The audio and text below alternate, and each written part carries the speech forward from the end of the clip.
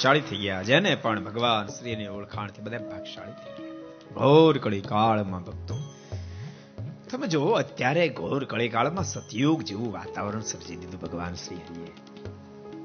સંતો જો, પાર્ષદો જો, હરિભક્તો, કોઈને કોઈ વેશ્ય નહીં, કોઈને કોઈ કુટેવ નહીં, કોઈ કુલક્ષણ નહીં, કોઈ ક્યારેય એક શબ્દ અપશબ્દ બોલે નહીં, ક્યારેય ગાળ ભૂલમાં બોલે નહીં. કેવું વાતાવરણ સર્જ્યું. સવારમાં વહેલા જાગવું, નાય ધોઈને પૂજા પાઠ કરવા, પ્રભાત્યા બોલે, કીર્તનો બોલે, માનસી પૂજાઓ કરે, સ્વાભાવિક ચેષ્ટાઓ બોલે. કેવું દિવ્ય, કેટલી દિવ્યતા. પાણી ગાળવું, ઘી ગાળવું, તેલ ગાળવું, દૂધ ગાળીને વાપરવું. થાળ બને, ભગવાનને જમાડીને પછી પ્રસાદી ભૂત એ ભોજન સ્વીકારવું. અખાદ્ય ક્યારે ખાવું ને અપે ક્યારે પીવું નહીં. નાના જૂમાં કણ ચાંચંડી પણ કોઈ હિંસા કરવી નહીં.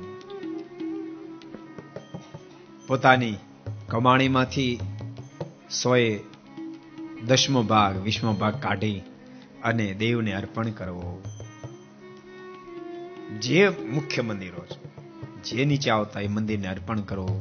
વડતાલ, જુનાગઢ, ભુજ, અમદાવાદ, ધોલેરા, ગઢપુર. કેવી અદ્ભુત રીતિ પદ્ધતિ, કેટલી બધી મર્યાદાઓ. ઘોર કળી કાળમાં સતયુગ છે. પછી આપણી દ્રષ્ટિ જ જોઈ ન બને કે જોઈ શકે તો પછી કઠણાઈ કાંઈ મણા નથી, કોઈ વાતની મણા નથી.